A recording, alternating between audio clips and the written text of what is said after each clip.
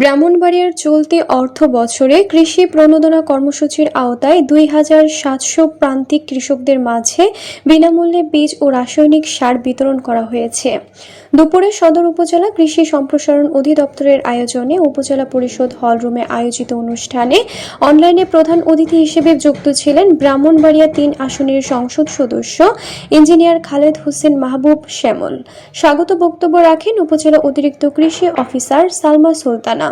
সদর উপজেলা কৃষি অফিসার শাহানা বেগম এর সভাপতিত্বে উপস্থিত ছিলেন জেলা বিএনপির যুগ্ম সম্পাদক জামাল হোসেন, প্রশিক্ষণ বিষয়ক সম্পাদক নুরুল হুদা, সদর উপজেলা বিএনপির সাধারণ সম্পাদক আলমগীর হোসেন, উপজেলা সমাজসেবা কর্মকর্তা নুরুল মাহমুদ, উপজেলা সমবায় কর্মকর্তা আজিজুল হক সহ আরও অনেকে।